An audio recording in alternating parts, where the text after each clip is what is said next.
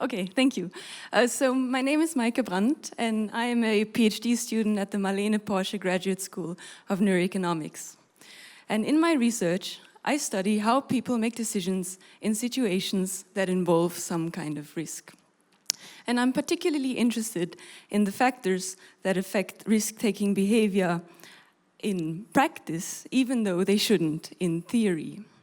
So today, I would like to talk about how your financial provider can make you more or less likely to take risks, perhaps without realizing it. I want to start off with a personal story. So as children, we often learn that we should save money now in order to be able to buy more expensive things later.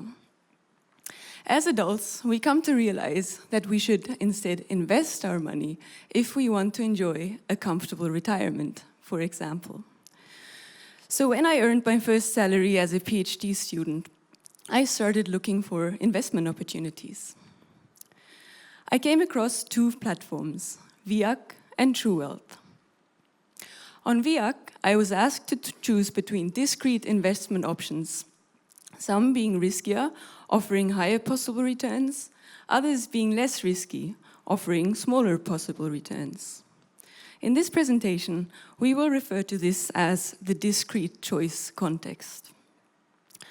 On True Wealth, on the other hand, I was asked to provide my risk preference on a continuous scale, based on which they would provide a single investment mix with some specific possible return. In this presentation, we will refer to this as the continuous choice context. Now, banks and wealth management platforms like these ones are legally required to ask us about our risk preferences, but the way they do this differs, as these examples nicely illustrate. But are someone's risk preferences or someone's risk-taking behaviors really identical or at least similar across these two scenarios? To answer this question, we conducted an experiment in our lab in which we had our participants make decisions similar to these ones. So in one part of our study, we asked them to choose between discrete options that varied in risk and outcome, like on VIAC. In another part of the study, we asked them how much risk they were willing to take to receive a certain possible outcome, like on True Wealth. We then compared their risk-taking behavior across these two contexts. More specifically, we calculated a risk-taking score for each individual for each context. And the risk-taking score is depicted on the y-axis in this graph. And just for you to understand, a score above 1 would indicate that someone is risk-seeking, meaning that they would more often than not prefer the riskier option. A score below 1 would, on the other hand, indicate that someone is risk-averse, meaning that they would more often than not prefer the safer option. Generally, the lower the score, the more risk-averse someone is, meaning that someone with a score of 0.2 would be much more risk-averse than someone with a score of 0.8, for example. Now, what we would expect, and what is typically assumed in classical economic theory, is that the choice context should not influence our risk-taking or our risk preferences. And the way you can think about this is using following example. Imagine you want to measure the weight of an item using two different types of scales. In principle, the readings you get from each of these scales should be similar if the scales are not faulty. Well, risk preferences are a bit more complex to measure, and this is also what we find in our data. More specifically, individuals appear much more risk-averse when they have to choose in a discrete choice context compared to a continuous one. So to conclude this first part of the experiment, we find that risk-taking behaviors varies as a function of choice context.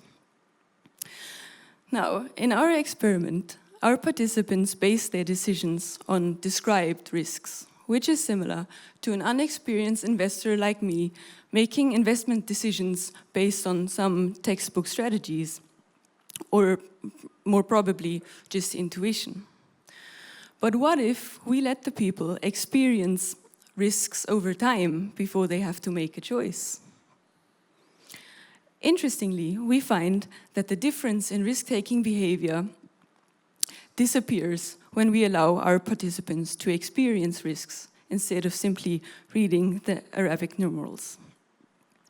So, to conclude this part of the study, we find that individuals who directly experience risks have more consistent preferences across different elicitation methods or across different choice contexts. To conclude my presentation, I've shown you that our risk-taking behavior depends on the format of the decision problem we face. Specifically, we find that individuals are more risk-averse when they have to make decisions in a discrete choice context, at least when the risks are described. We also find that directly experiencing the risks can reduce this bias by aligning preferences across choice contexts. But what does this mean more generally? Well, our findings are provide evidence that experience can improve decision-making. So, if we let people experience risks through, for example, risk simulations or games, we could potentially help them understand the concept and consequence of risks better. In addition, relying on second-hand experience can also improve the quality of choices, although we haven't tested this explicitly in our study.